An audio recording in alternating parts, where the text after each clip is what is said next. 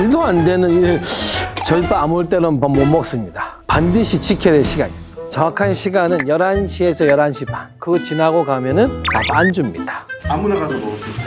일단 아무나 가서 먹을 수 있는데 한 가지 예의가 있죠. 합장을 잘해. 특히 내가 깜짝 놀라는 거는 성호를 긋는 거 물론 존중합니다. 그러나 약간 깜짝 놀라는 분도 있을 수 있으니까 밥 먹는 곳이 절이니까 합장을 잘하면 조금 시간이 약간 좀 넘어갈 때 해도 열어주죠. 고시 공부하러 절에 들어가도 되나요? 떨어집니다. 누가 요즘 옛날에는 책을 싸들고 가면은 뭐 그 책을 다 외우고 읽고 이거 다 했지만 요즘은 인강 들어야 됩니다. 요즘 절에 가서 고시하면은 인터넷이 안 터져가지고 오히려 떨어질 수 있는. 절에서 공양 잘하기 위해서는 합장을 잘해야 되듯이 천주교에서는 십자성호라는 이 십자성호가 천주교를 대표하는 상징이거든요. 십자성호만 하나 배워두면 전 세계 어느 나라에 여행을 가서 귀여움 받습니다. 왜 이렇게 앉았다 일어났다 시키는 거예요? 미사 중에 일어나는 일은 신과 커뮤니케이션하는 시간이거든요. 그러니까 이왕이면 버라이어티하게 참여해야 더 동적으로 참여할 수 있지 않겠습니까? 그래서 앉았다 일어나는 거 정도까지 만들어 놓은 것이 천주교 미사입니다. 미사포를 쓰게 됐던 계기는 여성은 이 머리카락이 말하자면 욕망의 상징으로 여겨져서 본인 스스로도 머리를 가리는 것이 욕망을 내려놓고 기도에 집중할 수 있다. 그런 것이었는데요. 그 의무는 사라졌습니다. 이제는 멋으로 많이 쓰세요. 그래서 옛날에는 다 가리기 위해서 이 전부 다 두꺼운 차를 썼는데 지금은 망사로 주로 이렇게 해가지고 요즘은 아주 다른 정도로 많이 쓰이고 있습니다. 질문. 난 어떻게 해야 돼요, 그러면? 여자가 쓰는 겁니다. 고해성사가 완결되는 것은 죄를 하느님이 사해줬다고 믿을 때만 완결되는 거지, 죄는 다 고백했는데 하느님이 내 죄를 사해준다는 사실을 믿지 않는 사람에게는 의미가 없는 거예요. 그러니까 고해성사는 신자들이 하는 거고요. 만일에 고해에서 문이 열려있다고 그래가지고 신자 아닌 사람이 들어가서 자기 죄를 고백하고 뭐 한탄도 막 하고 그러면 그거를 듣고 있는 신부님이 너 나가 이러지는 않죠. 다 들어주고 이제 그래 잘 사세요 하는 거는 상담이죠. 질문. 저는 고해성사로 하느님이 죄를 사해줄 수 있다고 생각하세요? 받으면 좋죠. 믿어요? 난 믿을게. 그럼 세례를 받으세요. 여기 또 그럼 뭐 안 할래요? 큰 절에 가면은 범종이 있는데 네. 종 한번 쳐봐도 되나요? 큰일 나죠. 범종이 원래 신호예요.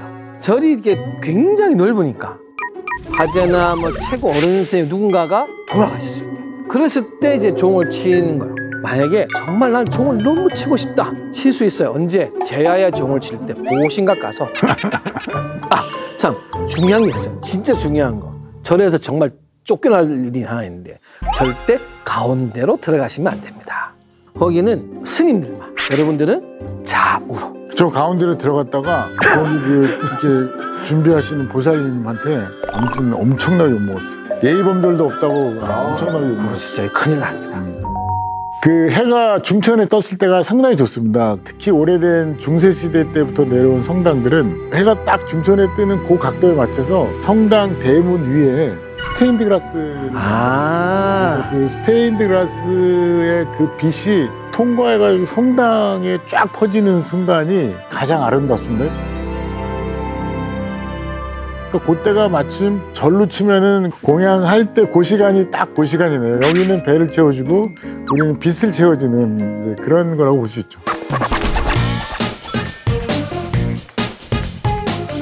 성당이 생기기 시작한 것은 300년대 조금 지나서 콘스탄트 대제가 종교의 자유를 선포한 이후로부터 성당이라는 건물이 생기기 시작했어요. 그 전까지는 그리스도교 신자들이 모여서 기도하는 정도였고, 심지어는 그런 사람들을 박해했던 시절에는 무덤에 가가지고 그러니까 공동묘지에 가서 몰래 집회를 하던 시절이 있는데, 이제 종교가 정식으로 허락되고 나니까 박해 시대에 자기 신앙을 위해서 목숨을 바친 순교자들이 묻힌 무덤, 성인들의 무덤 위에다가 성당을 짓는 것이 전통이 돼서, 우리가 잘 알고 있는 로마 바티칸의 제일 중심이 되는 베드로 성당은 바로 그 밑에 12제자들의 으뜸인 사도 베드로의 무덤이 있던 장소가 바로 성당이 됐고,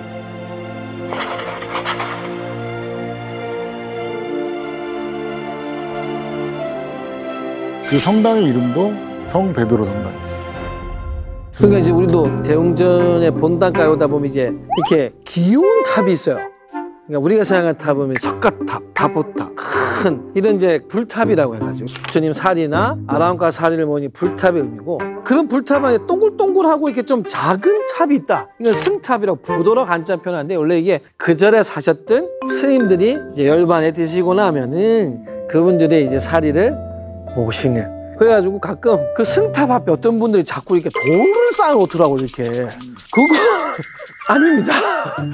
그 앞에서 인증샷 찍는 분들은 예전에는 안 그랬는데, 예전에는 그냥 연인들이 오셔서 8장 정도까지는 이게 이거 난 괜찮은데, 요즘 이제 조금 젊으신 분들은 뽀뽀를 하면서 이게 찍는 건 아니지 않나. 그 정도는 조금 자제를.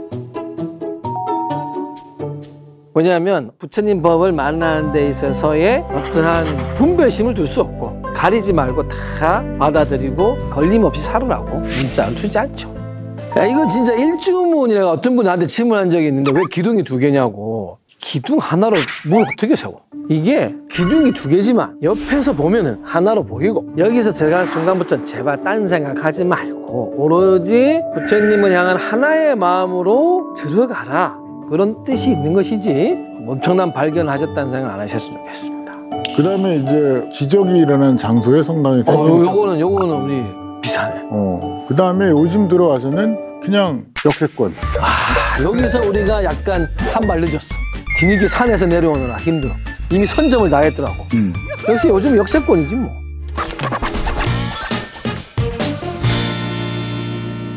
그럼 교황님은 일주일에 한 번씩 일반 신자들에게 이렇게 보여주세요. 교황청의 업무 보는 건물이 있는데, 교황님이 업무 보는 그 집무실 창을 딱 열고 나오셔가지고 하는데, 일요일날 12시 반에 교황청 베드로 성당에서 교황님이 그 발코니에 나타나셔서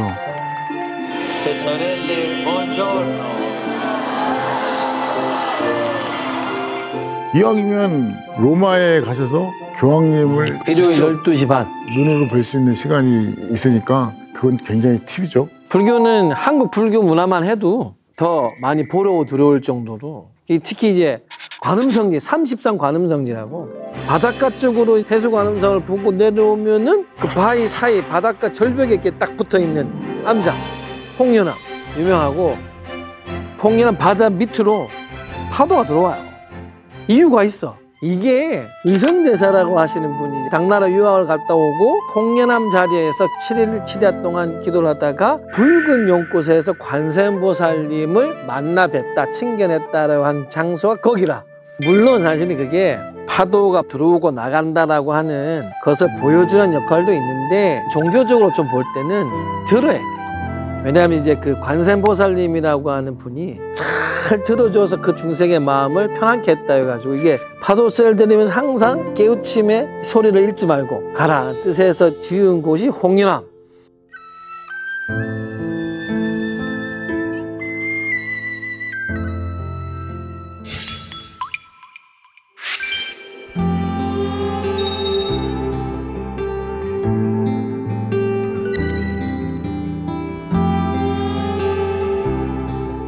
천년 동안 역사를 가지고 있긴 했지만 요즘처럼 그렇게 어마무지한 군중이 가지는 않았던 길인데, 어느 날 책으로 남기니까 우리나라의 젊은이들이 변신하고 싶을 때 산티아고 성지순례길을 걷고 또 커뮤니티에 남겨놓은 글들이 어마무지하게 많아서, 거기에 중간중간에 쉬는 쉼터에 자리가 없어서 스페인에서도 깜짝 놀랄 만한 것이 이렇게 많은 젊은이들이 이 성지순례를 오나, 그리고 천주교 신자도 아닌 사람들이 어마무지하게 오는 모습이 아주 좀 신기로운 일인 거예요. 그래서 저는 그 여행지로서의 순례길을 택한 부분에 대해서는 천주교 신자로서는 굉장히 고마운데, 많은 젊은이들한테 제가 해드리고 싶은 얘기는, 자기 변화를 주기 위해서 자연을 찾아간다고 하면, 저는 오히려 히말라야 트레킹 가면 50여 개의 트레킹 길이 있고 그 길을 걸으면서 새로운 사람으로 새롭게 태어나겠다, 자기 꿈을 펼치겠다. 자기를 찾는 과정이라면 산티아고만을 이렇게 고집하지 않으셔도 된다. 그래서 많은 시간과 경비를 들여야만이 효과가 있는 게 아니고 자기를 찾는 작업이면 돼요. 가장 중심에 진정한 나를 바라보는 그 작업이 꼭 선행되어야 된다고 생각해요. 나는 이제 순례라는 게 결국은 우리 신부님 이야기했지만 어떤 의미를 떠나서 자기 자신에 대한 발견의 의미가 사실 부인할 수는 없겠죠, 사람들이 다. 저는 글쎄 이게 불교에서 수처작추 입처계진이라는 이야기가 있거든요. 그게 뭐냐면 자기가 있는 자리, 내가 발을 딛고 있는 그 자리에서 자신의 뜻을 열 수 있어야 된다. 그러니까 우리가 뭔가 찾기 위해서 길을 떠나고 여행을 떠나는 건 없죠. 결국은 그걸 실현하는 곳은 내가 다시 돌아와서 있는 곳이. 이름을 뭐 순례길을 간다, 그 순례가 되는 건 아니니까. 저는 그래서 물론 여러분들의 많은 선택이라고 생각하지만 진정한 순례라는 개념은 자기 마음을 어느 작은 공간이라도 찾고 발견하려고 들면은 난 거기서 충분한 순례라고 하는 걸 동네를 돌아도 얻을 수 있다고 생각을 하지. 그래서 너무 순례라는 길이 집착은 좀 안 했으면 싶어요. 어느 곳이든지 이야기가 없는 곳은 없다. 이 세상에 어느 동네에 가도 우리 동네 그 뭐 큰 나무 아래에도 정말 많은 이야기. 근데 그 이야기가 뭐 나의 이야기는 아니지만은 조금은 나는 그래도 그곳에 있는 이야기들 조금 들어보면서 그 이야기 속에서 자기의 이야기도 충분히 이야기가 만들어지기도 하고 그야말로 나에게 의미 있는 곳이 되니까 이왕이면 여행 자체 편하게 가지만 이야기에 대해서 조금 한번 돌아보고 만들어 보는 것은 좋지 않게 난 생각을 해요. 부처님 쓰셨어요? 하나님 쓰셨나요? 제1 저자는 하느님이에요. 그런데 직접 쓰지는 않았죠. 성경은 어마무지하게 많은 사람이 썼어요. 오랜 동안 구전으로 전해지다가 BC 한 5세기경쯤 와서 한 사람 한 사람씩 들은 얘기를 그 당시에 파피루스라는 최초의 종이에다가 쓰기 시작했어요. 근데 구전으로 들은 거를 적다 보니까 하나의 에피소드를 20명 정도가 적은 두루마기가 나오는 거예요. 그거 어떻게 정리하는 거예요? 근데 그러면 그러다가 이제 정전, 이게 말하자면 20개를 딱 모아놓고선 공통적인 것들만 모아놓으면은 지금 형태의 구약 성경이 처음 나와요. 그래서 우리 성경은 바이블이라고 하잖아요. 네. 그 바이블의 원어가 파피루스예요. 그래요? 네. 그거는 대단히 비싸네. 우리 경전이 경자가 산스크리트 수트라라고 하는데 그게 이제 끈 있다. 우리는 폐엽이라고 나뭇잎에 말리다 거기 쓴 거야. 우리도. 낱개를 이렇게 쓰는 거를 실로 이렇게 꿰가지고 이렇게 이어서 하나의 모양으로 만들어. 그 끈을 이었다, 말씀을 이었다 이래가지고 수트라. 그게 한자로 가면서 경전, 경으로 되는 거죠. 비슷한 어원을 가졌네요. 근데 사실 불교는 정확하게 작자가 있습니다. 불교도 이게 부처님이 직접 석가모니 부처님 쓰신 건 아니고요. 석가모니의 말씀을 나는 이렇게 들었습니다라는 작자가 있어요. 이게 아난이라는 제자가 작자가 되어서 시기적으로는 부처님이 돌아가시고 난 뒤에 이제 바로 왜 살아계실 때는 살아계신 분들 물으면 되니까 이걸 뭐 정리할 필요가 없는 거죠. 아난존자라는 사람이 혼자 한 게 아니라 한 500명을 모아. 이게 왜 그러냐면 기억이 다르잖아요. 그래가지고 아난이 대표로 부처님 가장 오래 모셨으니까 읊어요. 그때 이런 말씀 하셨어. 그러면 딱 듣고 있다가 손을 드는 거야. 나 그렇게 안 들었다. 그러면 야, 그 들은 사람 다 나와. 그래가지고 그러면 내 500명 중에 맞아, 내 거기 있었다. 맞아. 정확하게 언제 어디서 불러줘야 돼. 거기서 이제 다 맞추는 거야. 부처님이 말씀하신 건 이걸로 하자라고 그때 딱 공통하고 그걸 결집이라고 해요. 결집이 우리의 정전. 그렇죠. 그러니까 동서양이 거기에서 거기에요, 사실. 그래서 정전화 작업을 해보니까 네, 어느 정도 되는 양이? 우리는 성경은 구약성서와 신약성서로 나눠져 있습니다. 구약성서는 3권의 책으로 정리했어요. 진짜? 이것도 비슷해지려는데? 첫 번째 책은 역사서예요. 그러니까 네. 이스라엘 민족의 역사 안에 하느님이 어떻게 개입했는가에 관한 역사예요. 그중에 제일 중요한 결합이 뭐냐면 에집트 땅에서 노예 생활을 했던 이스라엘 민족들이 하느님의 영도하에 노예 생활을 탈출해서 난 그게 뭔지 안다. 출애굽기. 그렇죠. 내가 종교학을 좀 했어요. 그것이 출애굽 사건이고 그래서 이제 이야기가 시작돼서 왕들의 역사를 계속해서 적어놓은 책이 역사서예요. 이제 역사서. 그 다음에 두 번째가 예언자가 나와서 예언 활동을 시작해요. 그래서 예언자들의 이야기 책을 쭉 묶어놓으면은 그것이 바로 예언서고요. 그리고 이스라엘 역사가 이제 망할 때가 돼요. 그래가지고 바빌론으로 다시 유배를 가는데 많은 사람들이 예언자처럼 직언을 못하고 은유적으로 이야기를 하면서 하느님을 표현해요. 그런 책들을 우리는 지혜서라고 해요. 구약성서의 역사서, 예언서, 지혜서를 다 합해서 46권의 단편 에세이라고 보면 돼요. 한 그 정도. 야, 이 불교는 아니 좀 많아요. 우리 걸로 딱 정리를 하면은 고려대장경 경판이 한 판에 앞뒤로 있어요. 앞면만 있는 게 아니야. 글자 수가 누가 계산했어요. 5,800만 자인가? 오. 책으로 따지면 6,500권. 아, 그럼 뭐 스님들도 다 읽어볼 수 없는 분량이네요. 오죽하면 고려대장경을 오신 그 장경강에 난 평생 이 경판을 다 읽겠다고 30년, 40년 이상 계시는 스님이 계실 겁니다.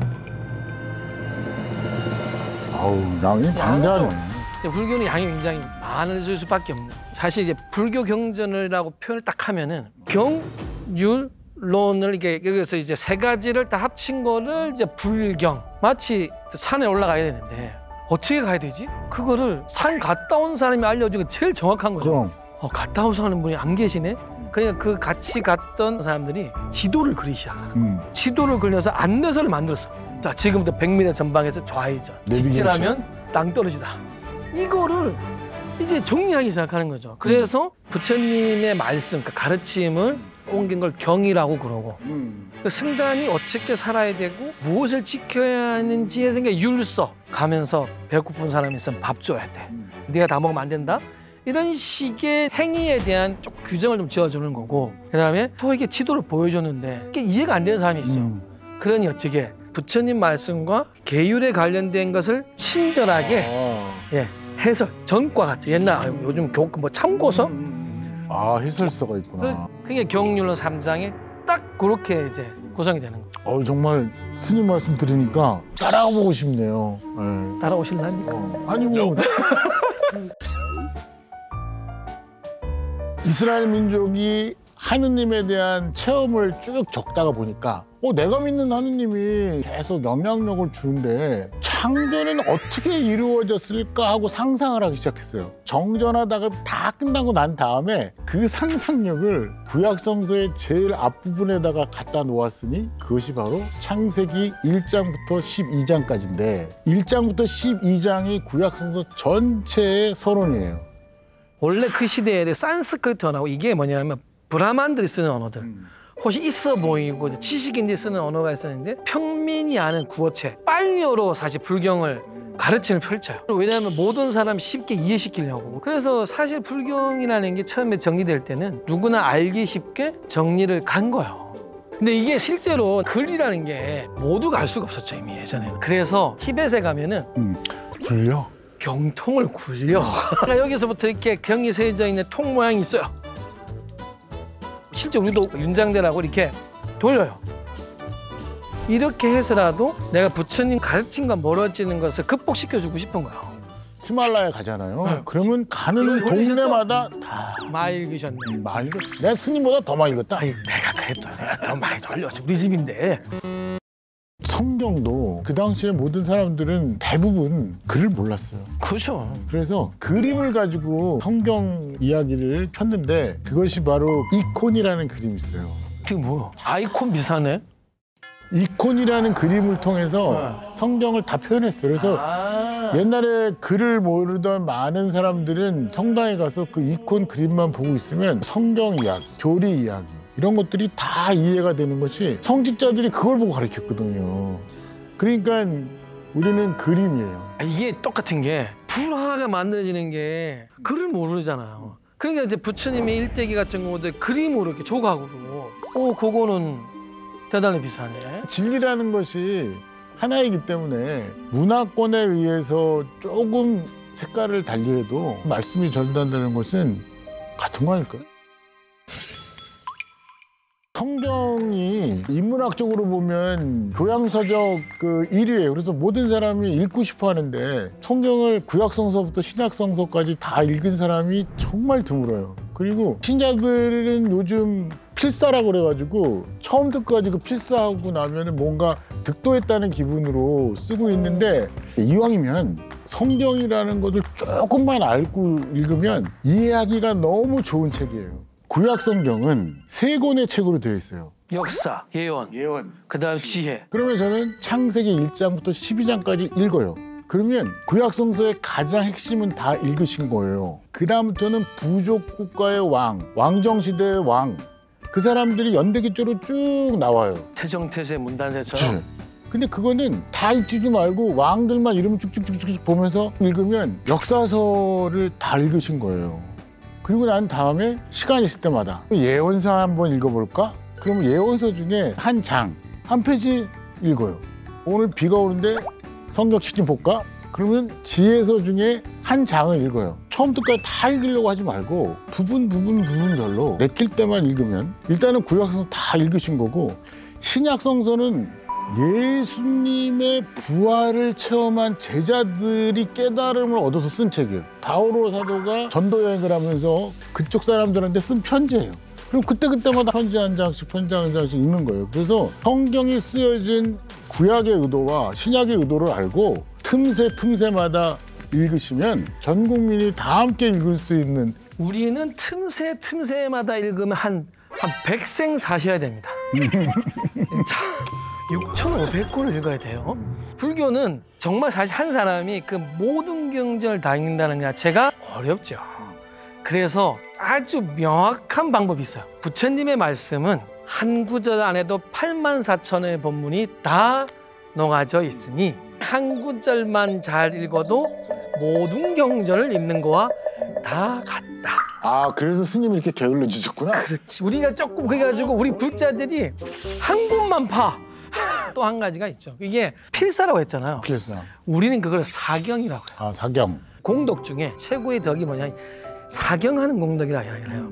그런데 신부님 막 그랬잖아요. 내용을 다 아는 게 중요하지 않냐. 우리는 경제 읽기 많이 나와. 부처님의 가르침은 부사이하다. 이성적 상상력으로는 이걸 다 해석할 수 없어.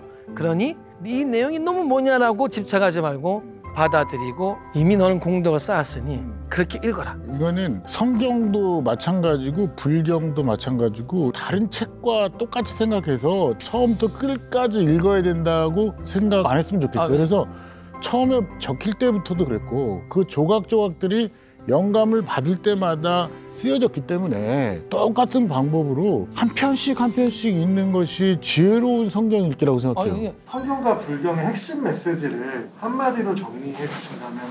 6,500권을 한마디로 정리를 하라고 하는 결국은 이 부처님의 가르침은 지혜. 사람은 신분에 의해서 정의되는 것이 아니라 행위에 의해서 정의된다. 모든 부처님 경전은 선한 행위에 대한 이야기.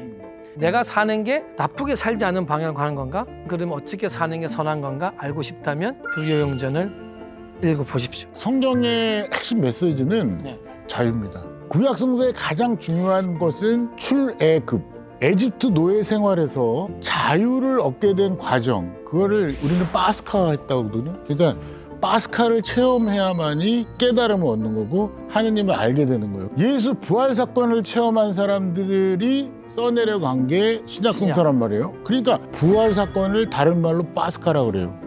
구약도 파스카, 신약도 파스카. 자유는 신이 주는 축복이다. 이것이 바로 성경의 핵심 메시지입니다.